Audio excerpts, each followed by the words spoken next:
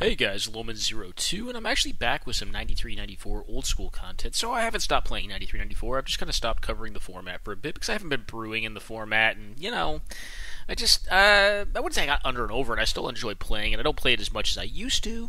But I go back and forth with it, right? It's just one of those things. Like, I have been on a 100 card tear for a while because 100 card just, it does have a certain string of meta decks, and it does have a certain meta game associated with it. But there's a lot more tuning, building to be done in that format, and I enjoy brewing, right? So, anyways, we're going to be doing some 93-94 content. I noticed viewership's been falling off, probably mostly because folks enjoy watching the old formats on my channel, and hopefully because that's possibly of some of my insights, and not just that I have, in some way cornered the digital form of this game being played with really old cards. That's it. We are going to have about 5 games with different decks. I think we're going to be playing one deck twice. So, this is a deck that I've covered before. This is Land's Edge combo. So, it's a land tax, Land's Edge combo deck. If you're not familiar with the cards, land tax itself, which is in my hand, and you know what, I'll bring up the viewing panel because I think some of my newer viewers may not know some of these older cards, and if you do, guys, if you're an old school player, I'm sorry. But yeah, land tax here, and let me get that off the, what's more than likely my backdrop. Land tax. To give your upkeep if opponent controls more lands than you, you can get 3 basics out of your deck. Reveal them, put them in your hand, shuffle your library.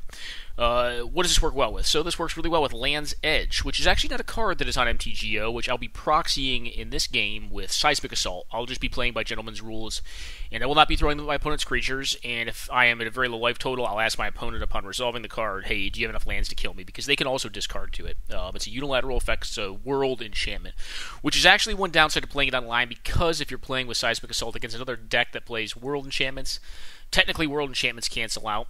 There can only be one on the board at a time. So, if someone played, for instance, a Field of Dreams or a copy of the Abyss, or another Void, it would kill my Land's Edge if they weren't already dead.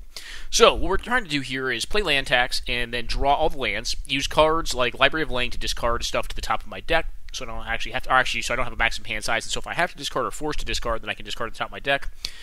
Use cards like Ivory Tower to stay alive forever, and then just use efficient removal like Disenchant. In this format, Disenchant is great. It's probably better than Swords to Plowshares, which is also in the deck, as well as Lightning Bolt, just to kind of stay alive and kill some creatures. And sometimes use Bolt, kind of like you would in Scape Shift, just to get them to a low enough life total to actually kill them with the Land's Edge. Anyways, guys, this hand's certainly keepable. I'm going to move this over to the side and downsize a little bit. I play out my land tax, and basically I'm going to play lands. This deck needs no more than 3 lands in play to actually win the game. They can Unstable Mutation me all day long. I'm just going to sit here and, build my hand size up. You notice I'm not playing lands. It's not because I don't want to not get utility out of my, they unsummon their dude, which is fine. I don't really care. They took their whole turn, and they're not going to play a land. I just keep on playing Ivory Towers out and staying alive. I don't need to play lands out, because like I was saying, you really only need 3 lands to win the game with this deck. You really don't want more than 3 lands in play. You use artifact mana, but here you get to kind of see the power of tax. So you front load tax on the stack with the Ivory Towers. I'm up to 8 cards. Gain a bazillion life approximately. Draw into my win con. I think I misplay here. I think I should not have played the Plains. I think I should have played the Mountain, and I should have discarded a Plains over a Mountain. That was wrong. Opponents casting all these good cards. Well, some bad cards and some good ones. They cast Ancestral Recall, Time Walk. Serendipity Freak's really good. Strip Mine is obviously very powerful. Unsummon, Unstable Mutation, Flying Men, not the best of cards. They're fine in this format, though. Unstable Mutation in this matchup is kind of just like a lightning bolt that keeps on giving. I get wise and start playing correctly. I actually discard the other land tax and the disenchant here. I could disenchant the Unstable Mutation, but I'm gaining so much life per turn cycle that it doesn't really matter. Because they're not going to be able to kill me at this rate. I go ahead and Lightning Bolt their face here, which, at this point they have to be very leery that I'm probably just going to try to win this turn. I think this game has misremembered itself, though. It has. Yeah, some weird things happened, so I didn't sequence that way. I actually did play my mountains out. I was watching it, and I'm like, I don't think I would have played that way, because it was incorrect to play the plains before the mountains. You see the game ends here. Moto misremembered the replay, but what ended up happening here is I cast Seismic Assault out. I do have 3 red-producing lands in play, and I believe I was strip mined. But I want to say 6 lands in hand at the time of doing this. So it'd be 1, 2, 3, 4, 5, 6, 7. I have 7 lands in play. So I end up tossing all 7 lands to them, bringing them down to 1. They die on their upkeep to Serendipifreed's trigger to do 1 damage to them.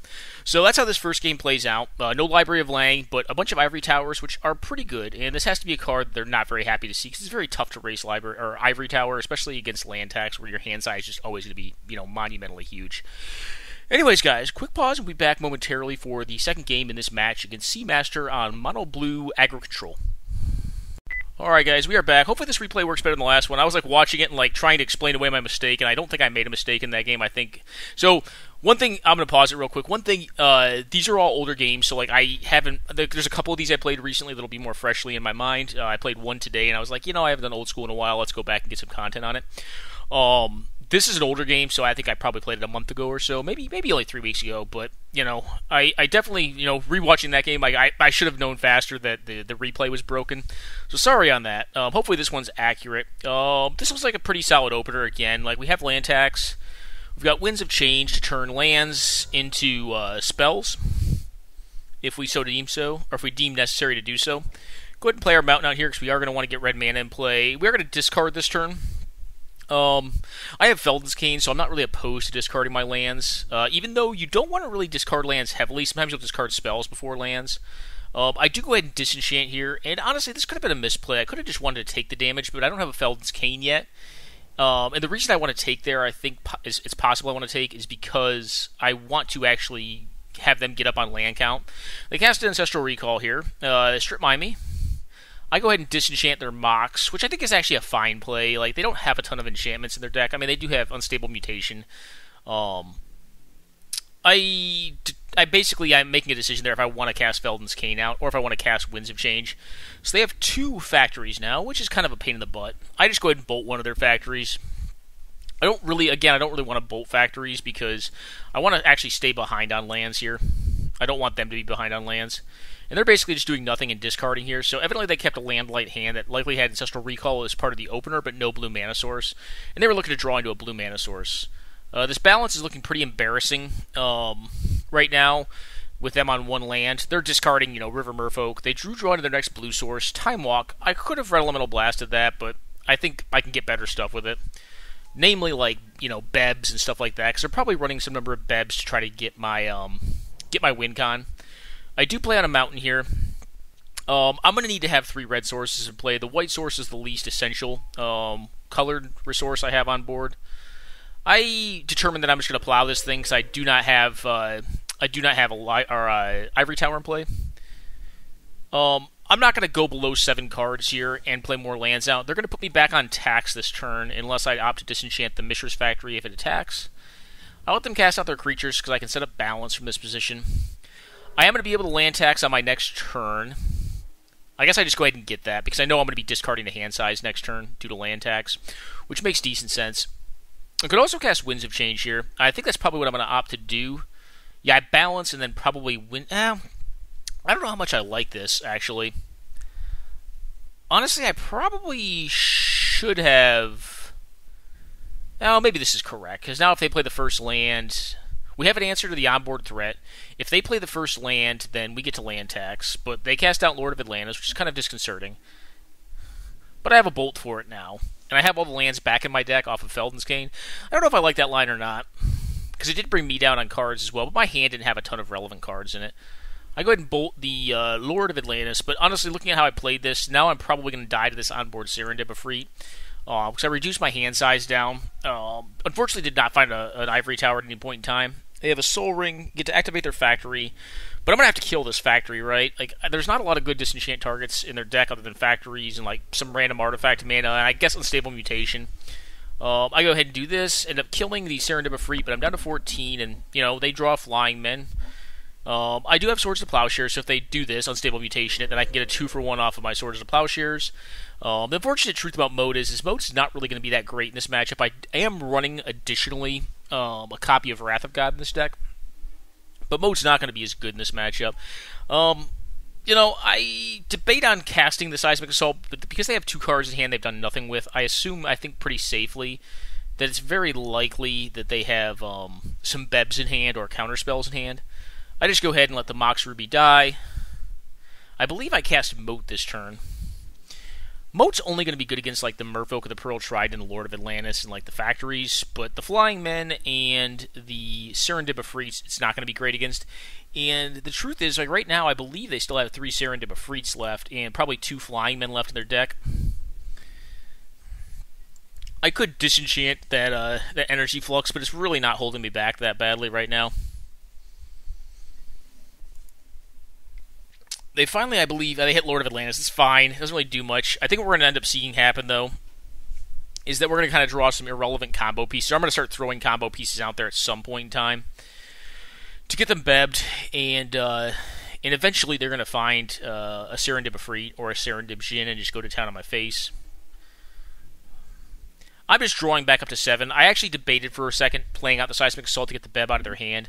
But my consideration is this, like, I can play out an Ivory Tower here and just pay for it every turn pretty safely underneath the Energy Flux and just start gaining random incremental life so I can't die to random flyers like Flying Men and cards like Psionic Blast.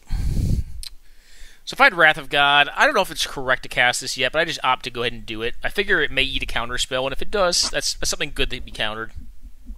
When they don't counter it, I assume they probably don't have it, and they draw into Serendib Efreet, which is big troubles. So I'm looking for an Ivory Tower right now. They cast Unstable Mutation, which means I am on probably a 2-turn clock, because it's very likely they're going to have like a follow-up play. Maybe it's another Unstable Mutation. Possibly it's, a Psionic Blast. I just go ahead and disenchant this, because it does buy me a little bit of time. This is now a 4-turn clock as opposed to a 3-turn clock, which is better. It's better than nothing. I try to cast a Bolt. They have a Beb. I think, looking back on it, what I probably should have done is just played out the Plateau there and tried to cast the Seismic Assault, but with them on 5 cards and not having done much, they're probably safeguarding either some Ground Pounders in their hand, or they're keeping some Ground Pounders in hand to make me play around other stuff, or they have Bebs. And they do have another Beb. So it's not likely it would have resolved anyways if I'd done another turn. I think the reason I saved it is just to build up hand size again, just keep hand size large, so if I do draw into, that tower, then I can get there. But I draw into a disenchant, and I just die a horrible, horrible death. We drew a lot of lands, but this deck plays a lot of lands, and it is wont to draw many of them, especially after having drawn a bunch of them and then put them back in the deck with Felden's Cane. So, we die, kind of just really don't do much of anything. Moat, not really great, but I think it's still playable in this matchup because they do have, I don't know how many River Merfolk, how many, they're probably playing 4 of these. If you're going to play Lord of Atlantis, you probably play 4 of them, because you just don't have a lot of Lords, and you probably want to have them. Merfolk, River Merfolk, Mountain Walk is not irrelevant. They probably play 3 to 4 of these, and I don't know if there's any other Merfolk they're running. There's a few other Merfolk that are legal in this format, but not many of them are that great. Sea Singer is actually better than it looks, Fallen Empire's card, that I believe can steal creatures if your opponent has islands. You have to have islands as well. It has Island Home, and it basically has Island Home printed on it. It's a 0-2 or 0-1, 3-mana spell that you tap it and you can steal a card. Anyways, we end up just dying here. Quick pause, guys, and we'll be back momentarily for the next game in this match. So, game 3, guys. This hand looks pretty great. Because it doesn't have to play any lands. It can just go turn 1 land tax with no lands. I believe, unfortunately, if I remember this game correctly, I am kind of remembering it, they don't have to play lands either. I just go ahead and Swords to Plowshares this thing, and then they just play another dude out. I have to play on the Black Lotus, and what I'm hoping to do here is just bolt this thing, and I do. I just bolt this thing, kill it, bolt their face. Not really a great use of Black Lotus, but at the same time, unless they continue to draw 1-drop threats, they're going to have to play cards out, right? They finally play a land out. They're going to let me land tax. Evidently, they couldn't cast their spells, or they drew into a counter spell and they wanted to leave a counter spell up. But homie, don't play that game. I'm not going to ditch a counter spell. I'm going to throw a redundant Winds of Change into a counter spell and let them get it. They play their land down again here. Play on a Serendib Efreet, but I'm going to get to see a lot of cards this turn because I have another Winds of Change, and I'm going to have a bazillion cards in hand.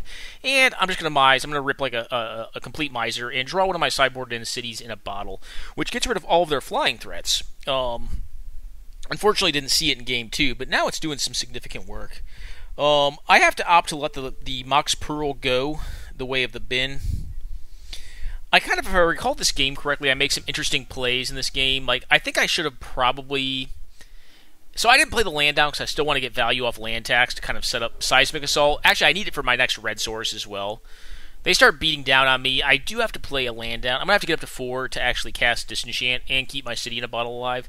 Because I think City in a Bottle is going to do a ton in this matchup. They really don't have a ton of great answers other than like Hurkyl's Recall or the Energy Flux to get me with. I just go ahead and blow this up. They beb it. I try to blow that up, but they get it anyways.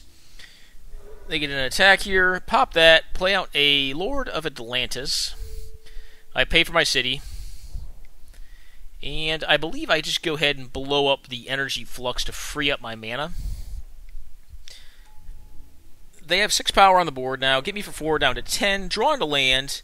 Believe just play out a Moat and say, well, so this is kind of the hard lock, right? Like, Moat doesn't really do it all on its own, and City in a Bottle doesn't really do it all on its own, but when they're both together, they pretty much do it all.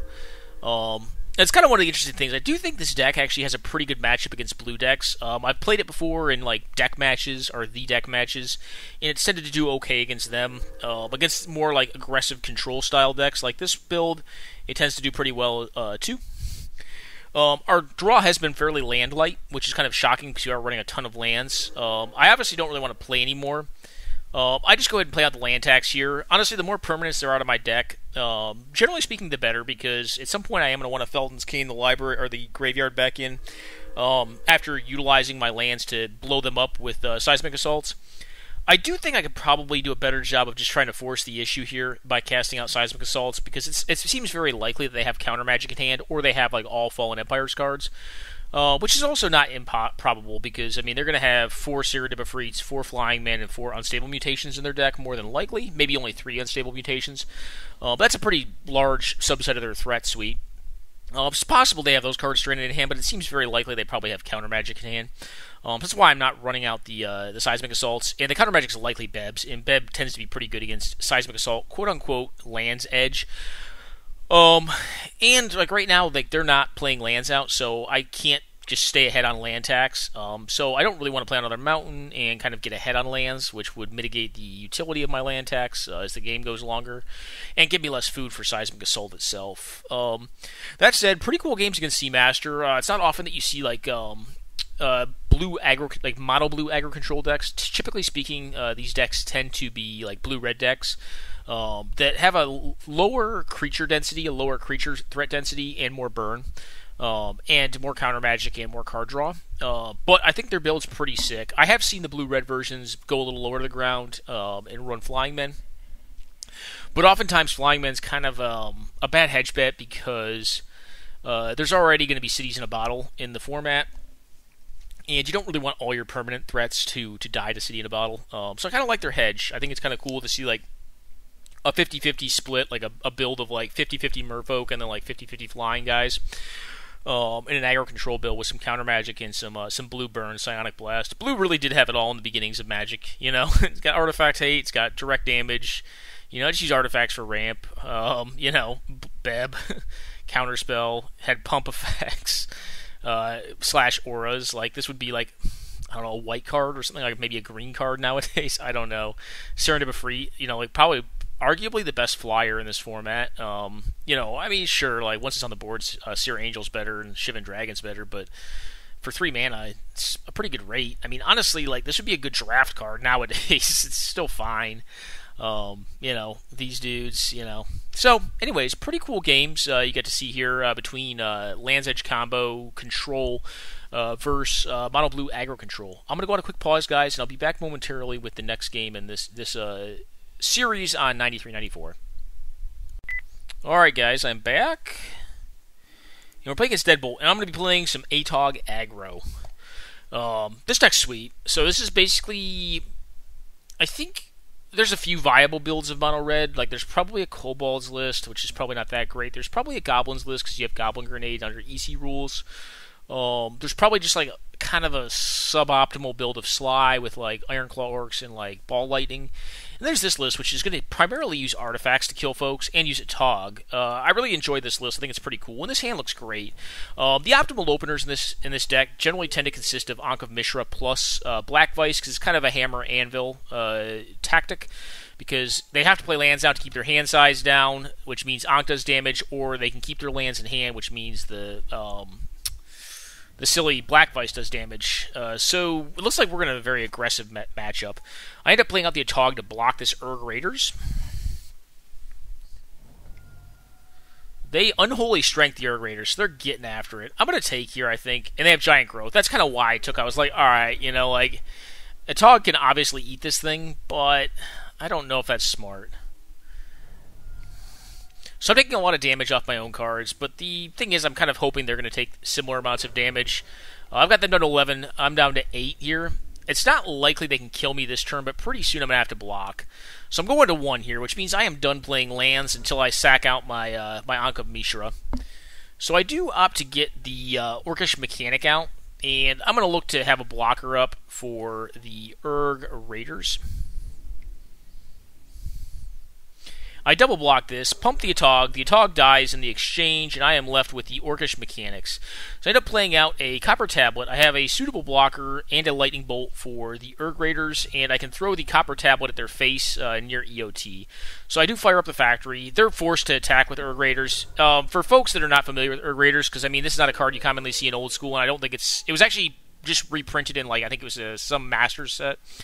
But this card basically says 2/3 for 2 mana. At the beginning of your end step, if you didn't attack with this thing and it's not the first turn it came into play, you take 2 damage from it.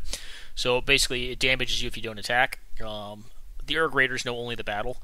You don't often see this played because there's a lot of good 2-drops in 93, 94. You know, generally speaking, if you're for a black aggro deck, you're going to play Order of Ebonhand and or Black Knight because they're both protection from white cards. That is fairly important in this format because it blanks Swords to Plowshares.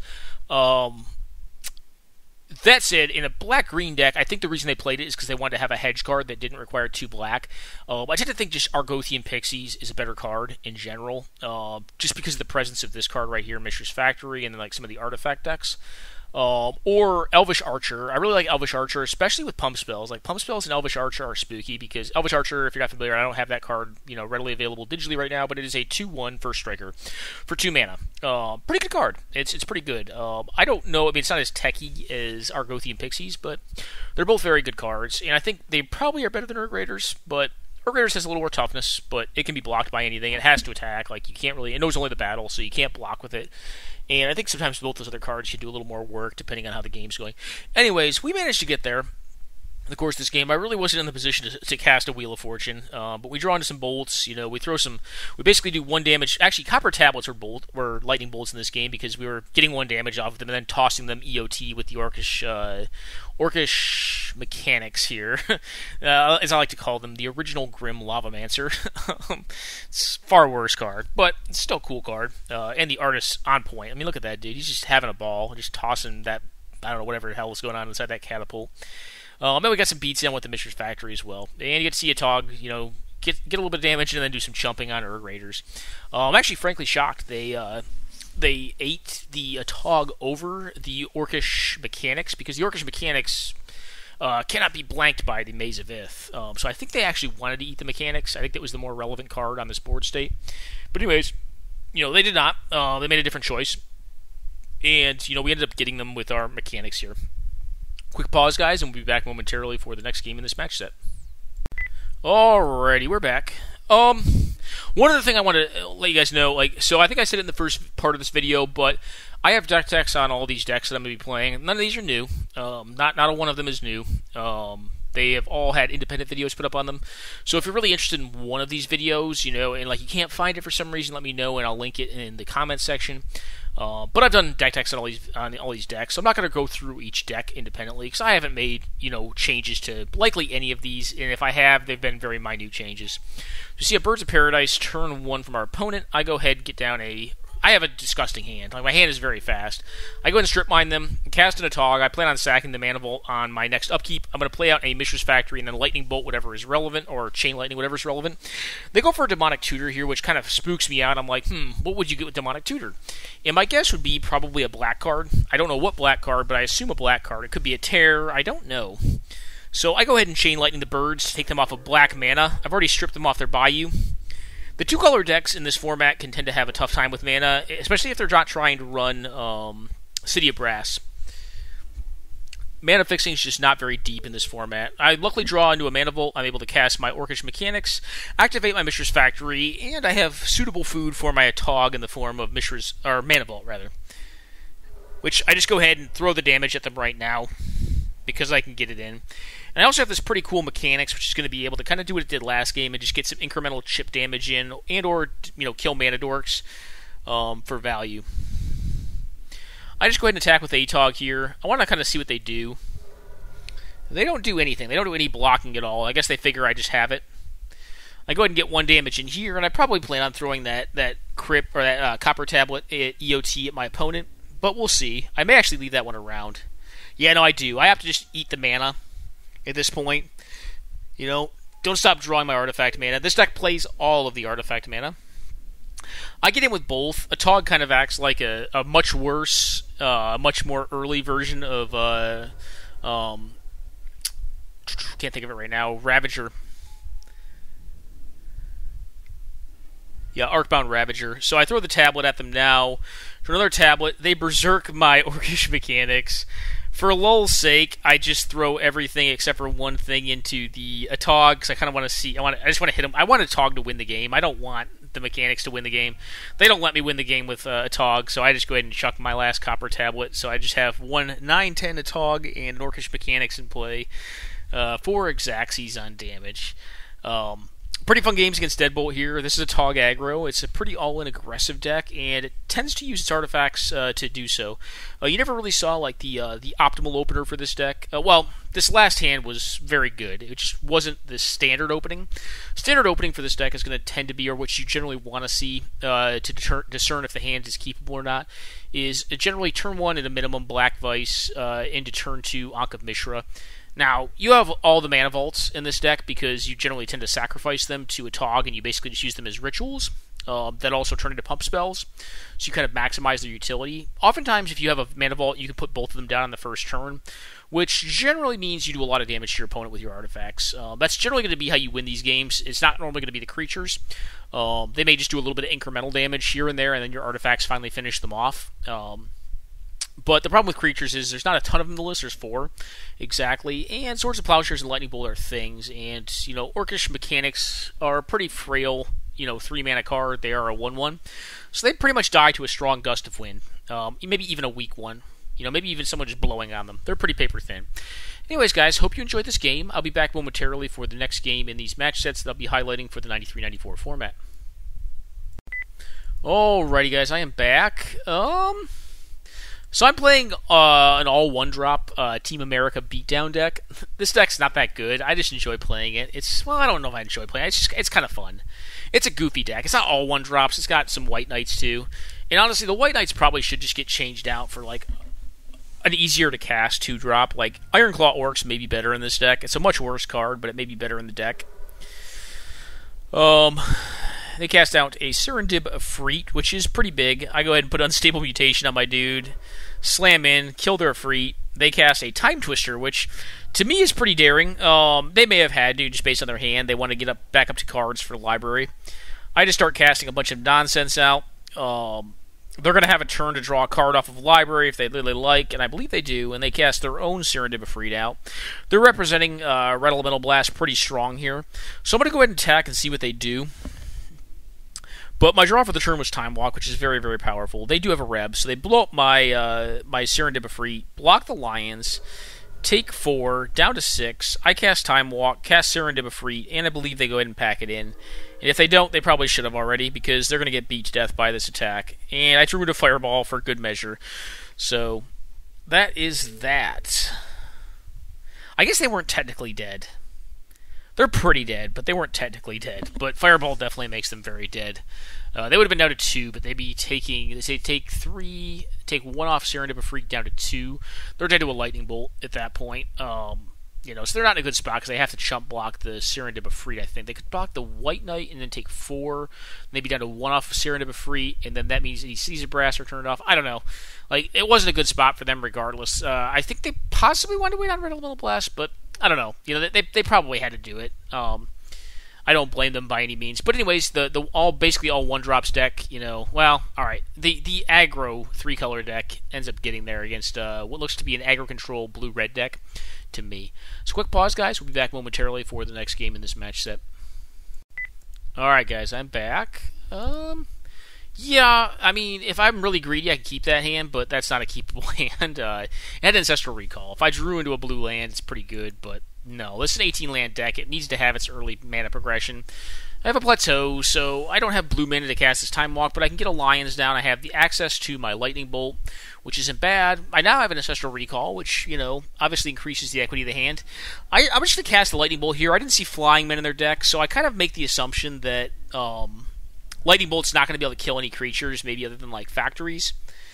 I draw into a Mox Pearl. They counterspell my Mox Pearl using the Black Lotus, then cast out a Serendipity Freak.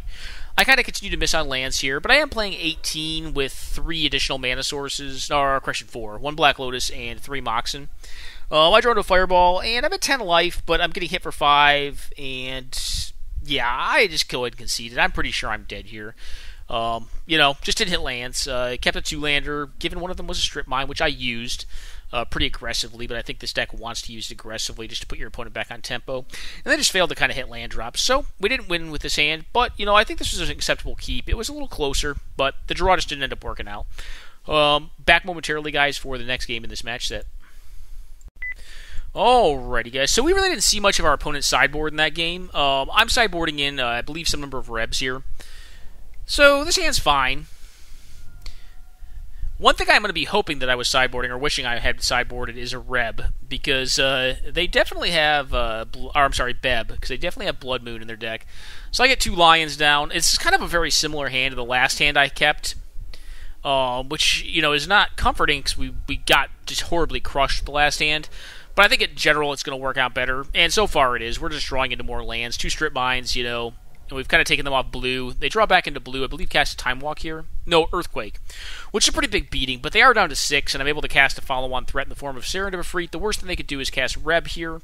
They do have a Reb, so they get it post-Time Walk turn, and now my hand is kind of reactive. Control Magic's reactive, not reactive. And then we see Blood Moon, and we're like, oh, well, we're probably dead. So we are relying 100%, because we have no basic lands, on drawing into our Moxen to cast spells. And or just burning them out. They're at 6, so it's not impossible to consider a world in which we burn them out. And we do have quite a few burn spells remaining. I draw into a Mox Pearl. They evidently don't have a counter spell that can counter Mox Pearl, because I would think they would counter it, because it's not likely I have enough mana to cast much else. I believe they cast a big brain geyser here. But the cool thing is, I'm going to get to attack with the Icatian Javelineers, which puts them at 5. Not highly relevant, but it's not irrelevant either. The fact they had to throw a bolt at my Icatian Javelineers is 100% fine by me. I'm more nervous about them burning me out. Now, you'll note that I draw a bolt here. I have every faith that they have, some number of Bebs and or counter spells in their hand at this point, and I really want to build up to a big turn where I can just throw all my burn at their face. Or when they tap out, try to fireball me out, I can just, throw all my burn at their face and win at instant speed.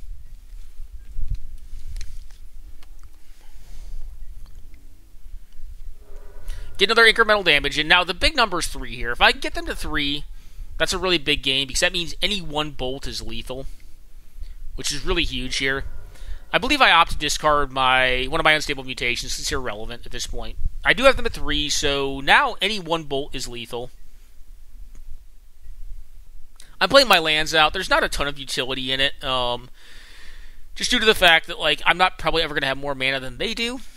I draw into Fireball here, and I opt to go for it. This is 3 spells. I figure 3 spells is enough. All I need is to have 1 resolve.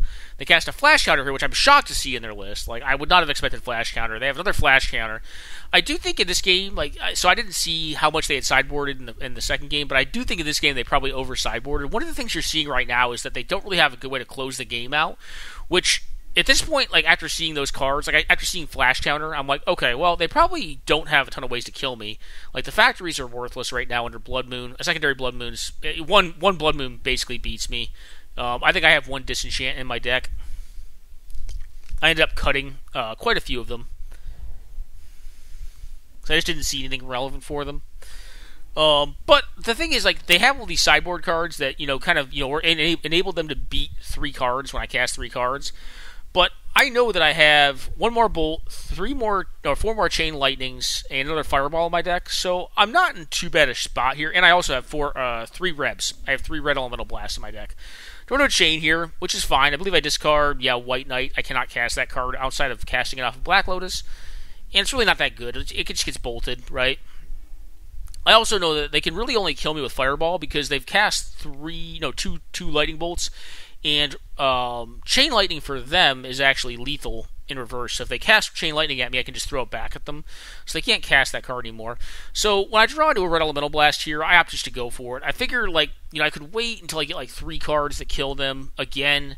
But that's also more draw steps for them. And based on how they sideboarded, they're going to have a lot of answers if they're playing at a minimum 2 Flash Counters and some number of Blue Elemental Blasts plus Blood Moons.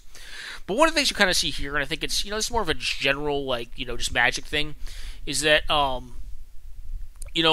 when you sideboard in, especially in an aggro control deck like they're playing, when you sideboard in, 8 to 10 plus cards, so, it seems like they sideboard in a lot of cards against me. You also dilute your deck's ability to win to some extent. And here we kind of saw that, because their own Serendip Efreets are not really castable, or they can be cast, but I could, just source the Plowshares 1, or, they're going to take 1 off of each turn. And they also have to tap some amount of blue mana, so I think they were kind of nervous. Technically, right now, they can't even cast 1 without killing themselves with it, unless they supported it with Burn. So, that threat kind of goes out the window once I get them to a low enough life total. It's not viable any longer.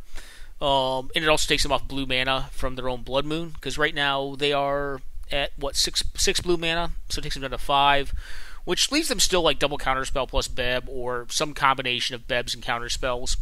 But you see here, we end up drawing into the Chain Lightning, and I opt not to wait around forever, kind of like I did before. I'm like, alright, I have a Reb, I have a Chain Lightning, I'm just going to try to go for it. If they have 2 counters again, oh well, they have 2 counters again. But I figure if they do, they're probably also at that point low on counters, and they're going to be more loath to play threats out and actually win the game, and I'll just draw into more cards that kill them.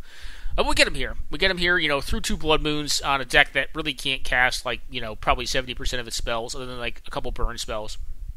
But, proactive decks, can still beat through Blood Moon, right? Even, in this situation where, we can't cast any of the cards in our hand until we draw into a Mox or a Lotus, that's on color for them. All we had to do is get the right cards and some protection that we added in from our sideboard, a light sideboarding plan, because I think aggro decks should generally tend to sideboard lightly, and I think in this matchup all I sideboarded were Rebs. Had I known they were playing Moon, I probably would have brought in some number of Bebs as well, just to get those. But the problem is, if you draw Beb late, you don't have it to actually counter Blood Moon, you're probably not going to have a big window to actually blow it up once it's on board. So I don't know how good that is.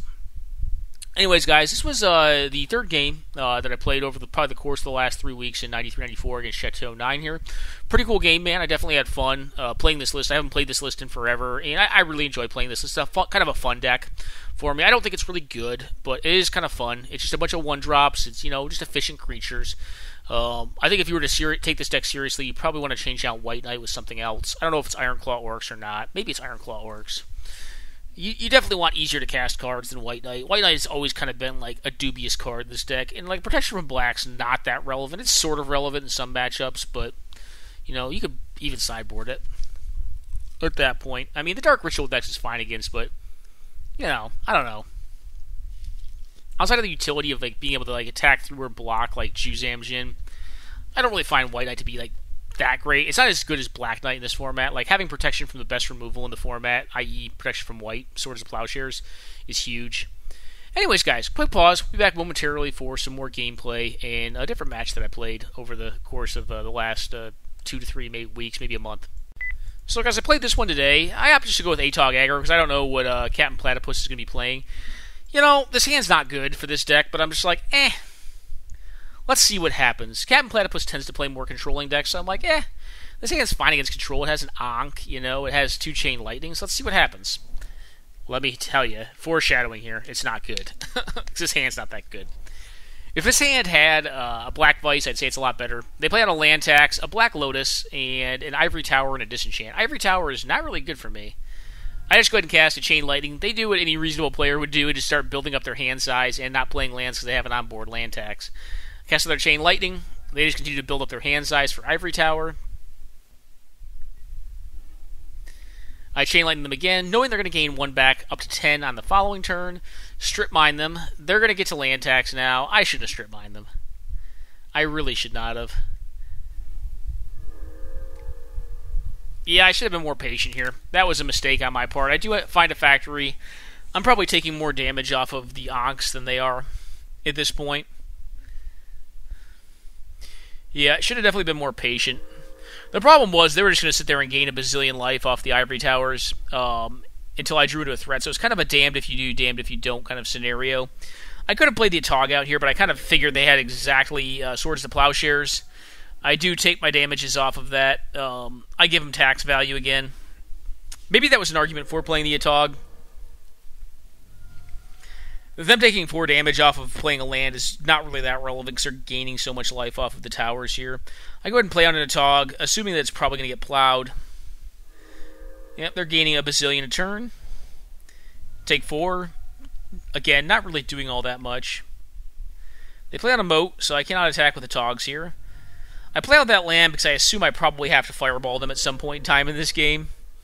Let's just put it this way. Ivory Tower is kind of a nightmare for this deck, although it does kind of pair off decently well against their deck because... Or my deck pairs off decently well against Ivory Tower because it is running Black Vice as well. So Ivory Tower is not a hard lock for this deck, which is kind of one of the cool things that this deck has going over like the Goblins or the Sly decks, is that they generally cannot beat Ivory Tower outside of playing some sort of, or some main deck shatters. This deck can beat Ivory Tower pre-boarded, but it's not going to be favored to do so, especially against land tax where you can be above 7 cards during your upkeep and gain, somewhere in the neighborhood of like 8 life, off of 1 at certain points in time. If you had a Library of laying down just a bazillion life. Anyways, they put an Underworld Dreams down. I'm just like, yeah, I'm dead. Like, I'm not going to win this game. There's no way. This is a win condition. I was kind of playing to see what their win condition was. I figured it was like Sierra Angel. It's evidently Underworld Dreams. So I just go ahead and pack it in and go to game number 2. Soundly trounced in game number 1. Alrighty, guys, we're back. So we get to live that aggro life here. Unfortunately, we don't high roll it. We low roll it and end up having a 5-card hand. But this hand's acceptable. This hand is a shatter for an Ivory Tower, and it has the Hammer Anvil of Ankh of Mishra and Black Vice. So it's probably the best we're going to get for a 5-card hand. I bought him what was ever on top. Moto doesn't show it that well in these replays, so I forget what it was, but it was a card I definitely did not want. I luckily don't have lands, so I don't need to worry about playing lands into their land tax. They go ahead and just play lands out, get an Ivory Tower on the board. I draw to a Mox. I believe I just go ahead and blow this up to keep them off 1 life and to get 1 more damage in. They blow up my Ankh here and play on a land. I just go ahead and play out the Lotus because I very well could pitch it at their face, or I could be using it for a Fireball at some point. They're still making their land drops here. They play Underworld Dreams, which is going to get incremental damage, and I assume the way they win is through Time Twister. With it, I draw to a Vice. Vice is pretty bad, but I can pitch it at their face. I'm kind of hoping they don't have a Swords to Plowshares, but I believe on this turn they draw into 1. I'll let the Vices do 0 damage here. They end up playing out another Underworld Dreams, so they had a hand with probably 2 of those to start in it. I believe they drew into the STP here. I take 2 off of the Dreams here. Not horrible. Drew land for the turn. Not great either. Kind of want a threat here, but the deck does have a significant amount of mana in it. Most of it carried an artifact mana because it synergizes well with its threats, Atog and Orcish Mechanics. I don't know what they cast here. Brain Geyser. Okay, that's bad for me. That means they're going to have a ton of new cards that are probably good.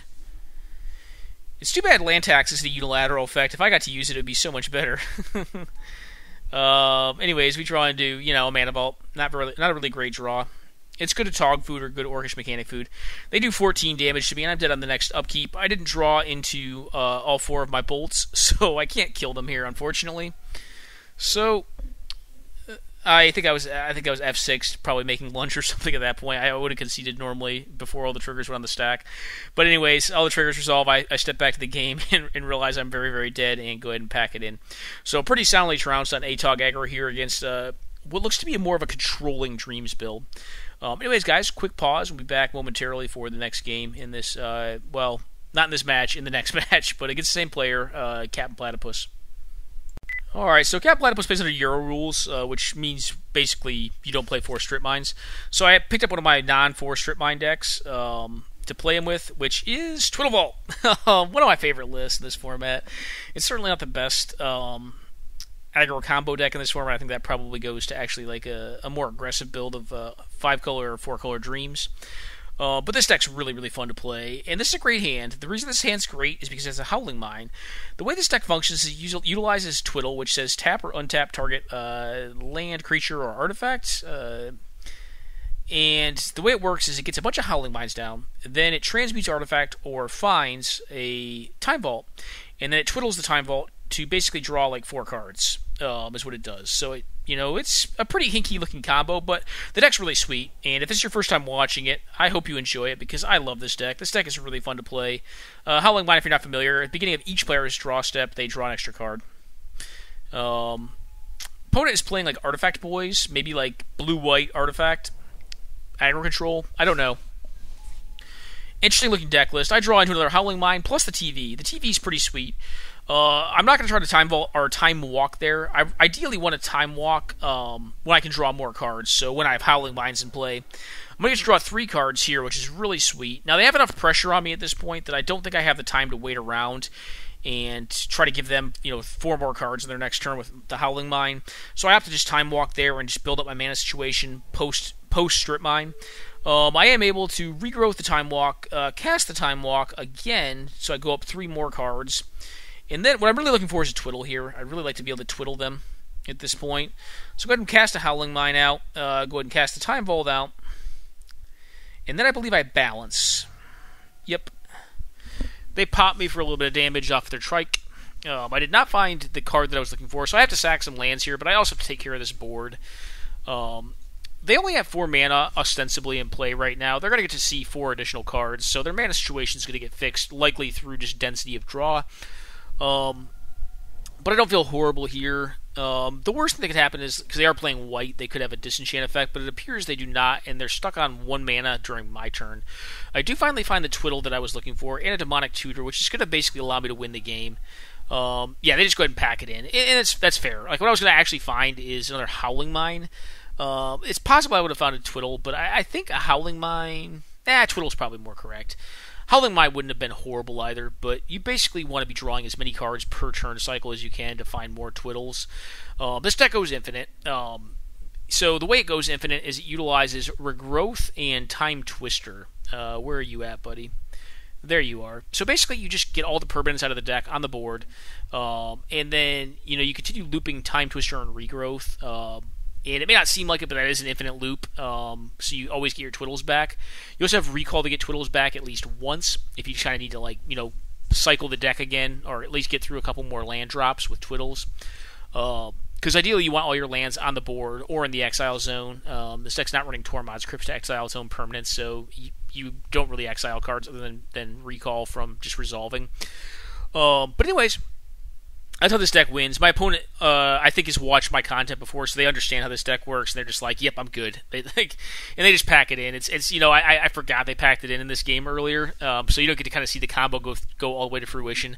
But basically, what happens at the end of this is I have drawn all of my cards. I am probably at a pretty low life total from utilizing Cities of Brass and whatnot. I don't think I'm gonna have to give them a turn again at this point. And I end up finding Mirror Universe. Where are you at, buddy? Mirror Universe. So at the beginning of your upkeep, you can switch life totals with your target with a target opponent. which means that I'm probably going to be down to like 5 or 6 by the time I do this. I'll trade life totals with them. Then what I'll do is I'll either cast a Fireball for lethal just off of the mana that I've developed, or I will utilize this card right here, Channel, and I'll Fireball them out. This deck also has outs to turn 1 wins. It can just get the Black Lotus, Fireball, Channel draw, plus a red source, and that is game over. I have had it happen like once or twice. It's very rare that happens. It's a really rare combination of cards to have in your opener, but it can happen with the list. Primarily speaking, it's going to win, through one of those means. It's going to generally almost always win by Fireball. Now, sometimes, the sideboard does contain 2 disenchants for Circle of Protection red, but sometimes, they have a cop red that you just didn't expect for some reason or other. Actually, that may have been one of the sells to putting disenchant in the sideboard, is cop red was just so hard to beat. You can beat it. The way you beat cop red is use this X spell right here, which is Brain Geyser, to force them to draw all of their cards. Which is really cheesy. It's kind of a hinky win con, but I've done it before a couple times, and it's just hilarious to do to people because they're like, I got cop bar, you can't win. I'm like, I'll figure out a way. But I just ended up putting disenchanting because it's just so much easier. Typically speaking, they go into the flex spots where Sylvan Library is at. Now, of note, that does kind of make the deck singularly worse in its own purpose because Sylvan Library is actually better in this list than Disenchant is because it's a permanent. It also means you can see more cards per turn cycle, but because it's a permanent, it actually makes it more deterministic once you get all the permanents out of your deck to be able to continue to loop Twiddle. Anyways, guys, quick pause, and I will be back momentarily with the next game in this match set. Alright guys, we are back. This hand's Keep Books is out Library of Alexandria. Basically it though. The hand kind of sucks otherwise. We're just trying to draw cards here. They play out a Sage of Latnam, which is one you don't see all that often, but it's a pretty cool card. I mean, basically you can, if I'm going to blow up an artifact with a disenchant, they can just cycle it to draw a card. If I'm going to balance the amount of lands or something like that, they can activate a factory and then sack it. There's a lot of cool things you can do with Sage of Latnam. I think, people think it's kind of garbage, but I think the card's better than it looks. It's a lot of mana for the effect, but, it's not a bad card. There's a lot of cool 2-mana cards in this format, 2-mana creatures, that are not aggressive creatures, like they're like utility creatures, like Orcish Mechanics is a 3-mana one, but also a very cool effect with artifacts. I actually really like Sinbad. I think Sinbad's a really sick card that's underplayed in this format. They blow up the Howling Mine. Very smart play on their part. I don't think you want to leave Howling Mine around. Not that I'm terribly upset by it, because I've got this. What I end up doing here is wheeling, because I got this library here. I feel like I probably can't lose from this position. I end up regrowthing, I believe, for Time Walk. Time Walk here. Cast out a Howling Mine. Now I feel like I probably can't lose. Like, I'm in a really good spot here. I'm going to go back up to 7 cards, take 1 damage off the Mana Vault. So we'll go back to 7 off of the Howling Mine, drawing me an extra card. Because I have a Time Twistering here, I'm actually opting not to use the Library of Alexandria. I cast out the Twister here, and I kind of just utterly miss. Like, I just utterly miss. If I had hit any Twiddles or a way to find a Twiddle or any fast mana to cast a spell to get into Twiddle, it would have been really good. But I hit absolutely jack and shit. Kind of sucks, but what can you do? Not very likely to miss there, but, likely enough. I mean, obviously it happens. So they cast Mind Twist, and we kind of laugh about this. Like, I don't think that was a solid... I think if they could kill me, they should have tried to kill me. Which is one thing we talk about. Because, if I didn't win there, my hand has to just be garbage, right? Because most hands that I get there are generally going to allow me to see more turns and have relevant cards in them. Because I did nothing, my hand was bad. Basically, what I was doing is leaving up Hercule's Recall to try to, blow out an attack with Mishra's Factories. But now, basically, as opposed to, developing the board, with that Triskelion they have in hand, as opposed to, Mind Twisting, they've kind of given me 2 extra turns to see draw steps into relevant cards, as opposed to, getting to use the irrelevant cards that I had. I cast Time Walk here, and now I'm feeling pretty good. So I see a Twiddle. What I'm looking for here is a way to recurse the Time Vault, which there are quite a few ways in my deck. I have, some free rolls, Wheel of Fortune. I have Demonic Tutor to find Regrowth. I have Regrowth itself. I have Recall. But unfortunately, I'm kind of stuck here. So, opponent attacks in and gets me. I could have tried to twiddle them and then disenchant their dude, disenchant one of their things here, but my assumption is that they possibly have counter magic, and I guess that would have bought me an additional turn, but I just go ahead and pack it in and go to game 3 here. But I do think the right play was once they went to this. Well, the thing is here, I could have done that because what would have happened is. Yeah, I know why I didn't do that now. I know why I didn't twiddle one of their factories. So what happens is if it's the beginning of combat phase and I twiddle one of their factories, they tap it for mana and then just activate the other factory. And it does nothing for me. So I'm still just dead. I can't do that. That's not a play I can make. Anyway, if they had cast a spell, I could have really gotten them with Power Sync, but, they don't. And that's very justifiable. That's actually just a smart play. So anyways, guys, we die in this game. Despite having, I think, fairly favorable odds to actually win, we have all the Howling Mines down. We unfortunately lost our Vault, but, getting Vault back's not that hard. We are down a Twister, but, we have a lot of selection in the deck, and, sometimes you just miss on it. The Twister was fairly unfortunate. The hand that we got with Twister was bad. That was just a bad hand. It was basically like everything we didn't want to see, and nothing that we didn't want to see. Transmute's not bad, but Transmute is a mana-hungry beast, and at that point, really the only thing we want to find with Transmute would be, Time Vault if it wasn't already out, but it was, and then, once you have Time Vault, the only other thing you really find with it generally is going to be Mirror Universe, but once you're stuck on 2 mana, you're not finding no Mirror Universe. So, we took our shot, tried to find a twiddle, and we did not get there, and, that's the break sometimes. So anyways, guys, quick break, and we'll be back, quick pause, and we'll be back for the concluding game in this match set, and the last game that I'm going to be highlighting in the 93-94 format for this evening. Alrighty, guys, we're back, and you get this beautiful Rebecca Guai twiddle art. Not the original twiddle art, but actually I think this is one of the few cards that is just better than the original. This twiddle is gorgeous. Rebecca Guai's art's just amazing. It's another library hand, but this hand's actually a lot better. On its own. The opponent has a very aggressive start. They have double Black Lotus start into Circle of Protection red.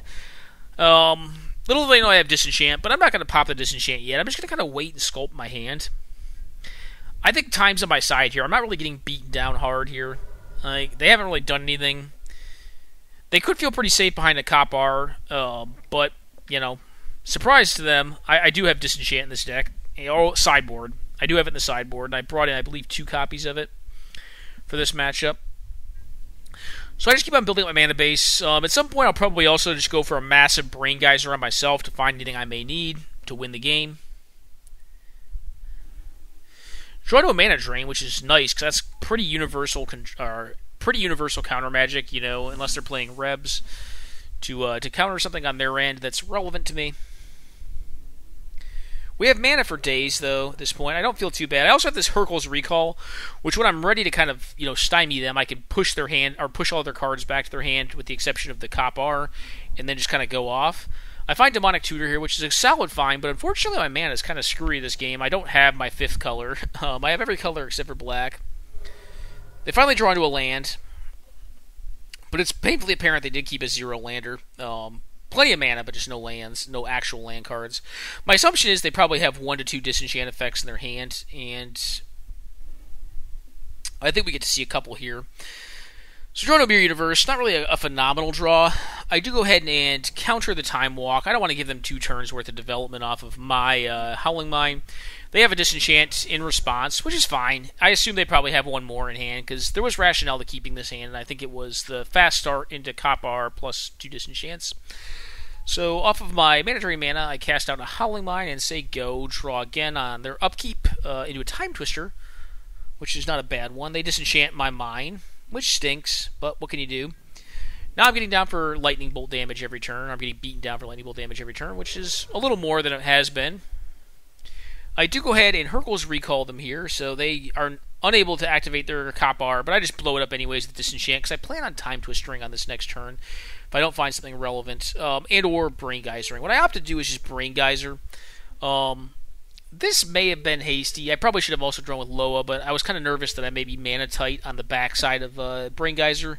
I Geyser for everything, for 9 mana here, which is just a ton. I don't really draw what I need, though. Actually, what I really wanted was black mana to cast DT and then lock them out. So I end up mana draining here after getting it back with Regrowth. I do Mana Drain, though, so I get to keep one Howling Mine in play. I'm going to take Lightning Bolt damage off of my own Mana Vaults this turn. Which doesn't really matter that much, because at some point, if I really need to, I can get the Mirror Universe back from my graveyard and gain the life back, but I don't think that's going to become relevant in this game.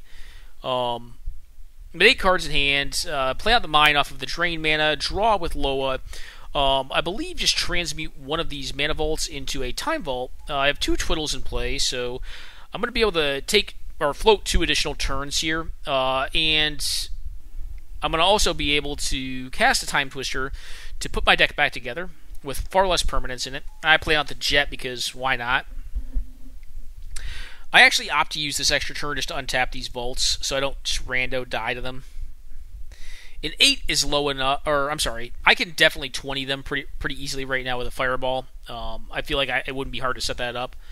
So I go ahead and start just popping off Twiddles here on the Time Vault. I still have 1 turn floating. Now I have 2 turns floating, draw my extra card off Loa, Twiddle again, and now I have 3 turns floating, I want to say.